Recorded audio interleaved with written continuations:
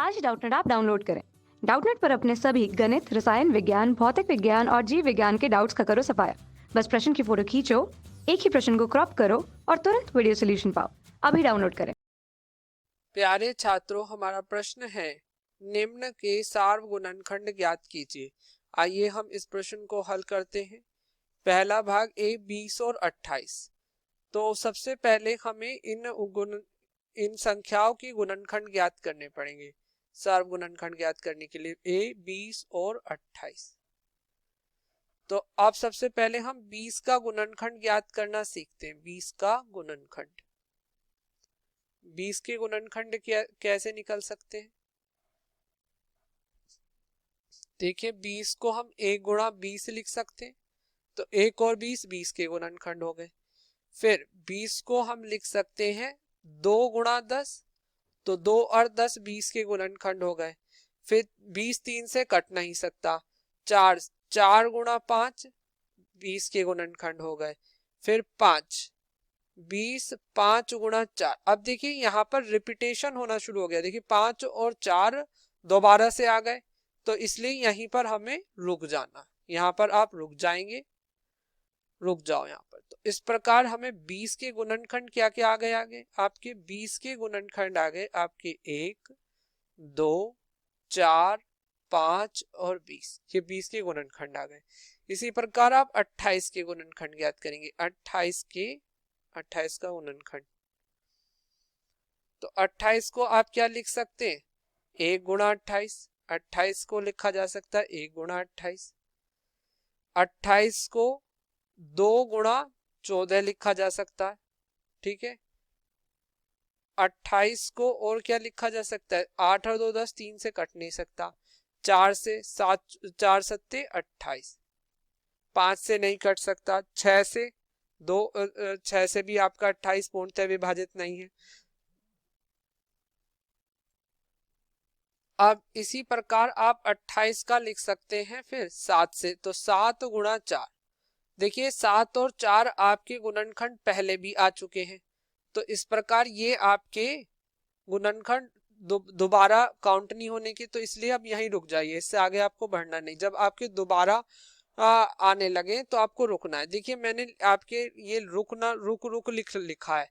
आपको ऐसा प्रश्न में नहीं लिखकर आना है और ना ही इन गुणनखंडों को आपको वहां पर दिखा कर आना है। जो ये मैं अंतिम लिखा है आपके समझाने के लिए। कब तक हमें गुणनखंड निकालने? जब तक निकालने हैं जब तक हमारे गुणनखंड दोबारा आने ना लगे। जैसे 4 और 7 दोबारा आ गए 7 और 4 के रूप में, जब तक हमें ये करते रहना है। तो इस प्रकार हमारा 28 के गुणनखंड क्या आ गए? 28 के गुणनखंड इस प्रकार आपके आ गए 1 2 14, 1 2 4 7 14। इन्हें आरोही क्रम में लिख लीजिए। तो सबसे पहले इन्हें हम आरोही क्रम में लिख लेते हैं। तो यहां से हमारे आ गए 1, फिर 2, फिर 4, फिर 7 और फिर 14। अब सार गुणनखंड क्या है? इन दोनों गुणनखंड का उभयनिष्ठ गुणनखंड। तो देखिए 20 के गुणनखंड क्या आए थे? 20 के गुणनखंड आए थे आपके 1 2 4 5 और 20, ठीक है। और 28 के आपके क्या गुणनखंड आए हैं? 28 के आपके गुणनखंड आए हैं 1 2 4 7 और 14। अब देखिए इन दोनों में उभयनिष्ठ क्या है? इन दोनों में उभयनिष्ठ एक तो 1 है, फिर इसी प्रकार इन दोनों में उभयनिष्ठ 2 है और इन दोनों में उभयनिष्ठ 4 है।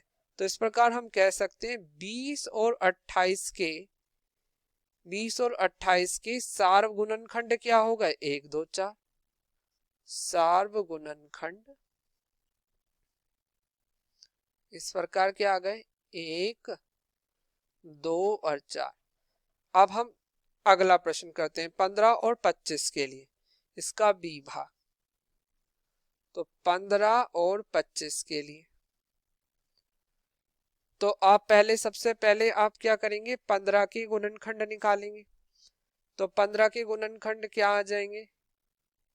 देखिए 15 के गुणनखंड, तो 15 को आप क्या लिख सकते हैं? 1 गुणा 15।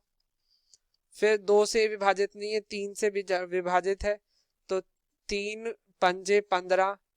फिर 3 पंजे 15 के बाद ये आपका 4 से विभाजित नहीं है, फिर ये 5 से विभाजित होता है, तो आपका ये 15 लिखा जाएगा, 5 तिया 15। तो बस हमें इससे आगे नहीं बढ़ना, ठीक है। तो इस प्रकार आपके 15 के गुणनखंड क्या आ जाएंगे, तो 15 के गुणनखंड आ जाएंगे 1, 3, 5 और 15, ठीक है।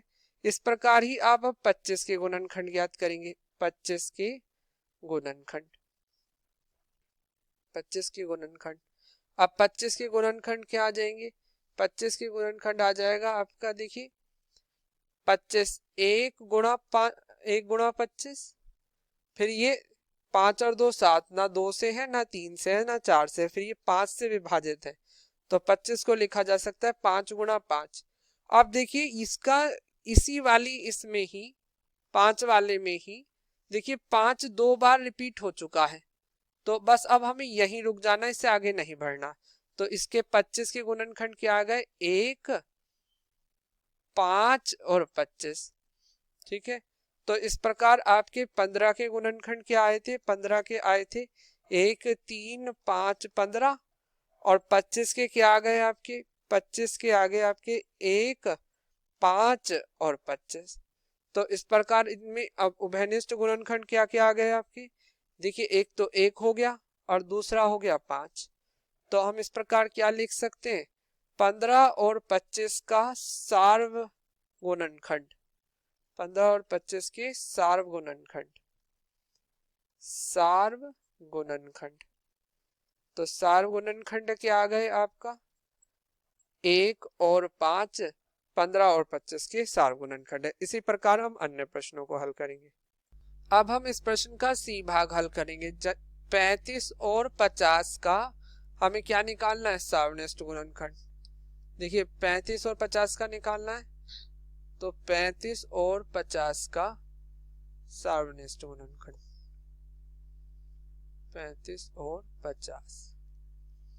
तो सबसे पहले इसके लिए आप क्या करेंगे, 35 के गुणनखंड निकालेंगे।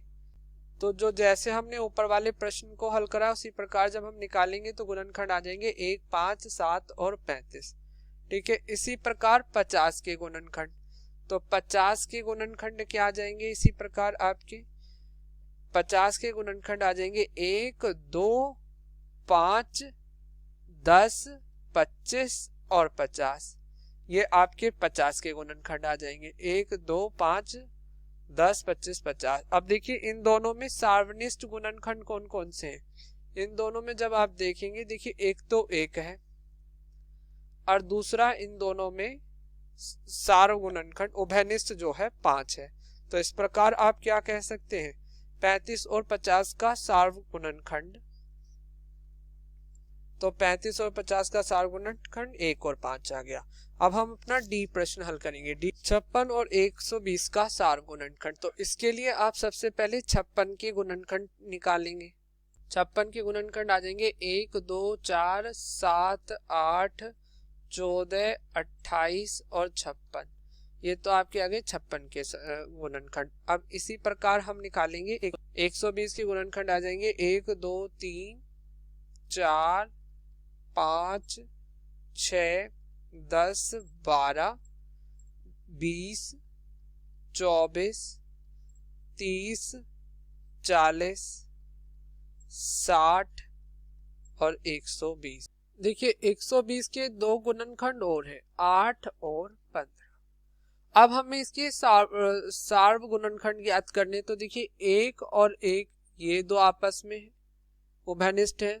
इसके बाद आपका 2, ठीक है, 2 एक दूसरे में उभयनिष्ठ है। इसके बाद देखिए 4 इसमें भी है, 4 इसमें भी। अब उसके बाद है हमारा ये 8 इसमें भी है और इसमें भी है। इसके अलावा और कोई गुणनखंड आपका ऐसे नहीं है जो सार्व गुणनखंड है। तो इस प्रकार हम क्या कह सकते हैं, 56 और 120 का सार्व गुणनखंड 1, 2, 4 और 8 है, और यही आपके इस प्रश्न का आंसर है। धन्यवाद।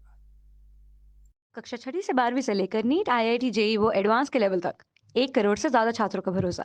आज ही डाउनलोड करें डाउटनेट ऐप या व्हाट्सएप करें अपने सारे डाउट्स 8400 400 400 पर।